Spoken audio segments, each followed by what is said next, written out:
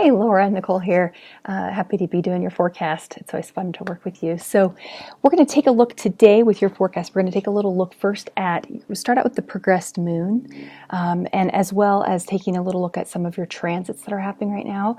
And then in part two of your forecast reading, I want to take a look at the solar arc as well as your solar return chart. So today it's going to be a bit more of sort of like it's a stage. I use that as a metaphor.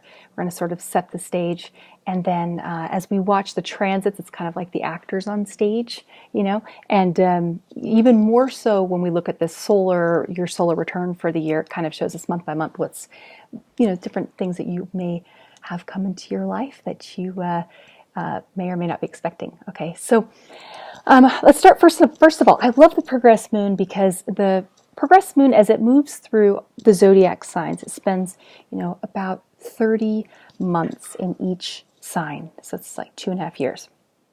And as it's hanging out in that sign, it's sort of, I compare it to, when you look at yourself in the mirror every day, you see yourself, and you may not notice changes that are occurring because they're happening so slowly. The progressed moon has that same quality to it. It's emotionally, though, how we're growing and developing, and kind of the stage, the process that we're hanging out in for that 2.5 year cycle. So your progressed moon, it's finishing up its time in Aquarius. You've had it in your 7th house. And it's right on the cusp of the 7th and the 8th houses. It's currently at 26 degrees of Aquarius. So you've got like 4 more months of it in Aquarius, and then it will move into Pisces. And it moves into your 8th house in about 2 months is what I'm, double check your cusp here, but looks like it's about, it'll be 2 months. So, progressed moon, when it's been moving through the 7th house, there can be a focus on relationships, of course, because it's the house of relationships. I feel like with it in Aquarius at the same time, you and I share an Aquarius descendant, so the focus can be a bit on as well our friendships and sort of how we fit into society on the broader sort of the humanity side of things. And I feel like Aquarius is one of those signs. I've got a couple of really good friends that I currently hang out with all the time that are Aquarians, and they're teaching me a lot about Aquarius, just sort of seeing them in action. Because Aquarius as an archetype is in conjunct Cancer, and Cancer is the sign that the moon naturally rules, there's a tension there. And when our progressed moon is in this air sign of Aquarius, we can detach ourselves from emotion. There can be also the tendency with our emotions to be, it's like our emotions can be a bit volatile, or they can be unpredictable. We can feel emotionally like, that was kind of a crazy reaction that I had to that situation. It's not how I would normally respond or react. Since you're a Cancer moon in the 12th house, it's a very different moon from what you were born with. And in fact, just to share something else we have in common, I also have my progressed moon in conjunct my natal moon right now. And it's a period of time where emotionally there's adjustment. And Cancer as a moon sign is very sensitive. It's emotionally looking for safety and security, and looking for closeness, wanting to feel sort of contained and safe in our interpersonal relationships. Whereas Aquarius is more detached, less apt to like emotionally react to something, and more apt to even actually detach emotionally from how we're feeling. So I feel like with that progressed moon also kind of hanging out in the 7th house, the themes could be ones of figuring out for yourself personally what you're really wanting and needing, and that being maybe a little bit confusing. So I'm kind of curious to hear how you feel you've experienced your progressed moon in Aquarius. That's just for my own sense of curiosity. As the progressed moon moves into Pisces, it's similar to having your progressed moon move through the 12th house. And so it can be a time of, can be actually a little bit confusing emotionally. For some people, and also in the 8th house, deep material coming up, emotional material, stuff that we may not even necessarily want to have to deal with, The thing about the progressed moon is because it's sort of slow, we have the progressed moon in that sign for 2.5 years. It's sort of like setting the tone, the mood. And in Pisces tends to be one that's a bit more spiritual. It's not super grounded. It's not a super realistic, practical placement for the moon. But it's wonderful for things like creativity, for dream journaling. It's a psychic. It can kind of amplify our psychic sense, our impressions that we get about things that are happening in our life. We may have sort of a gut feeling about a person or a situation, but we can't really put our finger on it.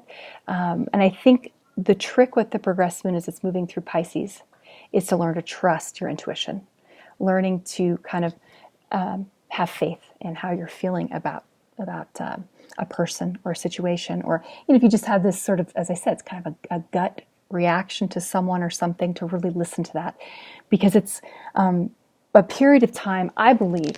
I mean, you're natally a moon in Cancer, so you're natally, you have a watery moon, and it's in the Pisces house. You're born with that, right? The moon is rising right as you were born. So it should feel like a bit more familiar territory emotionally for you than maybe you've been experiencing with the progressed moon in Aquarius. I think also the thing that you learn after the moon moves out of Aquarius into Pisces is it's almost like we've had an opportunity to not perhaps know outcome, right? To not know what to expect from life. I mean, that's, unless you're psychic, right? That's normal for all of us. But for something about it in Aquarius, the progressed moon being in Aquarius, we still kind of want to know what to expect. And I think we sort of learn as it moves into Pisces that it's okay to not know.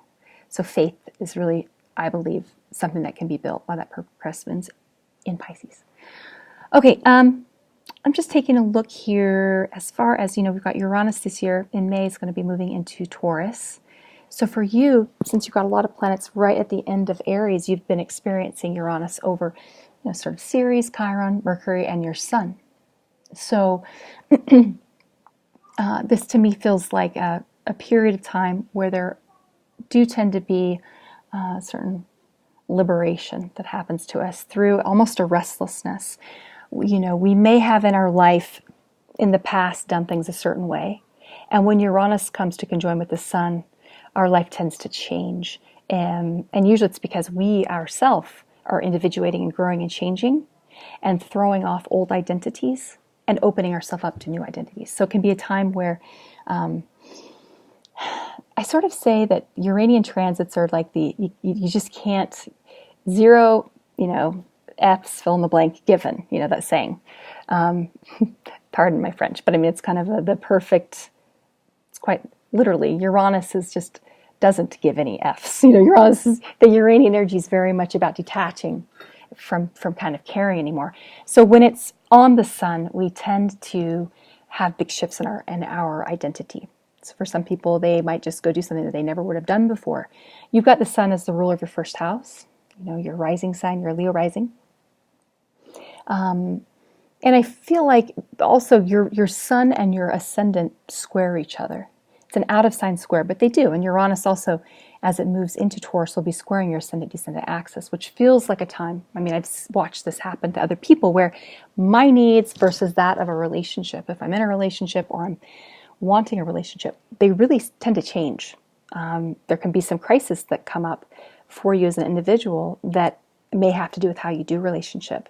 You could also meet someone unexpectedly, someone who's going to sort of show up for you as either a Uranian character where they're unpredictable, or there's something about the relationship that's maybe a little bit unusual or different for you. You'll be having your Uranus opposition, which is typical. It's kind of at midlife is when we have our Uranian opposition. So it can be a time where we are sort of cognizant of the fact that life doesn't go on for forever.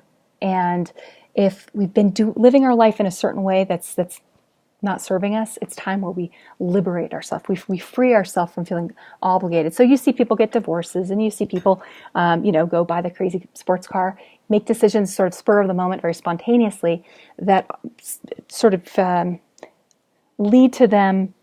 You tend to learn a lot during Uranian transits about your own ability to kind of go off the rails, and even you yourself be unpredictable or unreliable, or you may see yourself as someone who's typically reliable, but with Uranus, it's very difficult as an astrologer to say exactly what's going to happen to you during, Uranian transits. Just usually one where we're just not our normal self.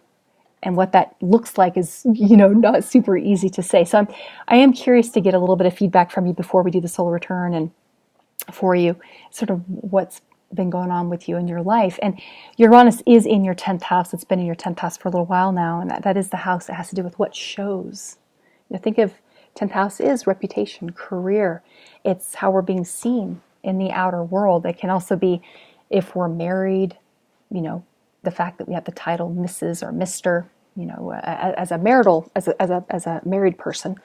Those sorts of things can shift and change with Uranus. So big questions like, am I doing what I really want to do for work and for career?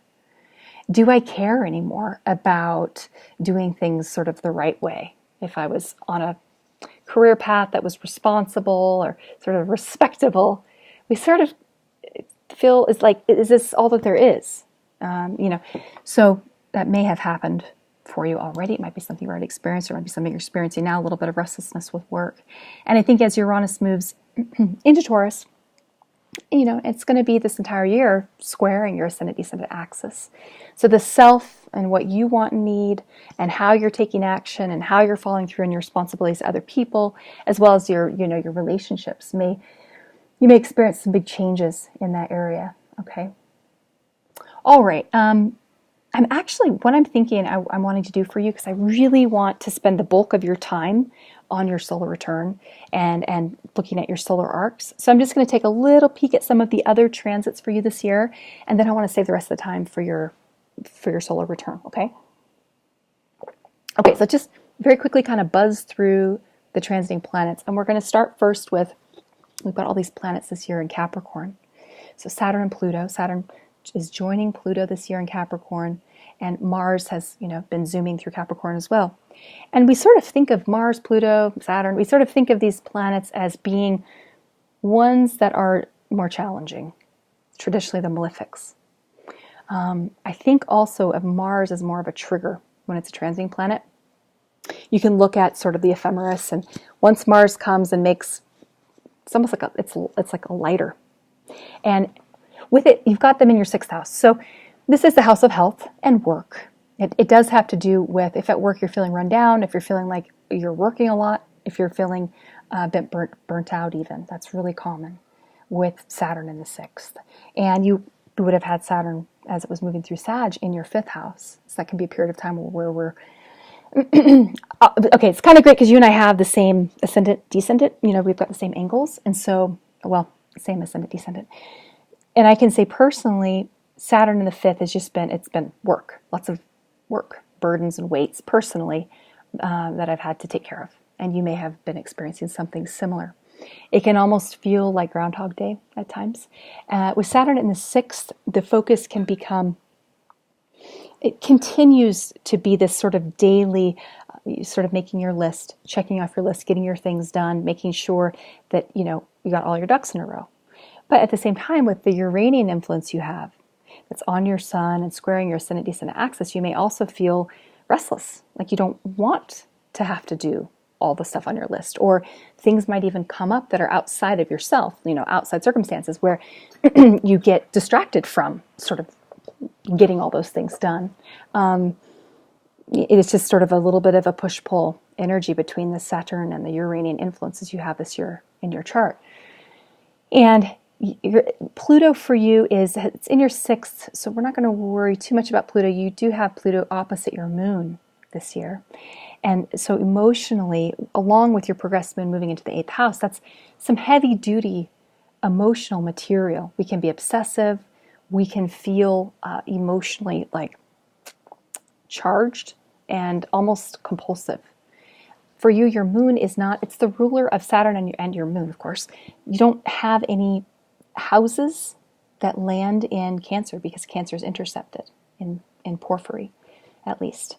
And down in your 4th house, which is also the moon's natural home, you have Uranus. So this feels a bit like a year where you may have some emotional reactions to things that could be difficult to explain, whether it's feeling like super focused on something or someone, or even having emotional material come to the surface for you that that is difficult to deal with that you may try to distance yourself from. It could be a really good year as well for therapy.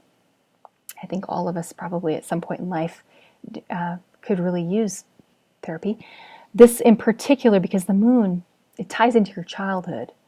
And when it's in Cancer in particular, it has this connection to the mother and to our lovability. And in Cancer, there can be, it's funny, I've got several friends with moon in Cancer, and they're really compassionate and sensitive individuals. And a lot of times it's easier for them to sort of not necessarily like take care of other people's needs, but I don't know. They a lot of times will hide how they're really feeling because for fear of being hurt. And when the moon's in the 12th house as well, it's really common to be very sensitive, like a little sponge to other people's feelings that are in your environment, and to take on their stuff, and then to have that be sort of toxic. So just being aware of, also, I would say this year it's important to do those prayers, the protection prayers. Not that you're going to be like attacked or something by evil forces, but there's just naturally, as a moon in Cancer in the 12th house, this should be a daily thing where you call upon your guides, your angels, to protect you and to protect emotionally your emotional space, so you can tell the difference between what you're feeling versus, am I feeling my feelings or am I feeling this other person's yucky stuff, and am I taking on their stuff? So, there's our guides obviously can help with that. So, okay, what else am I seeing in here? I think I really want to save the rest of your time. I mean, I could go through, Mars moves into your 7th, it's kind of, you'll be experiencing that over this next couple of months, and you've got Saturn in the 6th, we talked about that a bit. Mars in the 7th can be relationships with others. There can be conflict, we can get into fights with other people. We can have also just a lot of activity in that area of our life. And when it's in Aquarius, it has an unpredictable, volatile quality to it, right? Mars in Aquarius is very independent. Like someone born with Mars in Aquarius, they just kind of like want to do their own thing. I have Mars in the 11th, it's similar. So with it in your 7th house, you could find yourself attracted to people who are highly independent, or who are just not super reliable, but who are fun maybe, or exciting. You could have even a relationship, someone that you might be interested in dating, that sort of pops up on your radar. You could also be spending a lot of time with friends, sort of rather than one-on-one with someone. You might find yourself with a little group of friends that you're enjoying spending time with over this year. So, okay, so I'm going to stop here. This is very sort of broad, where we're kind of looking at things from way up high. When we do your solar return, it's going to be, we'll go month by month, okay? So we'll be focusing on that. I just want you to let me know kind of what's going on in your life right now, and then we do your solar return. We can be much more granular as we go through the months from your birthday to your next birthday, okay? All right, Laura, hope you have a great week. Hope you made it through Monday. We'll talk to you soon. Okay, bye-bye.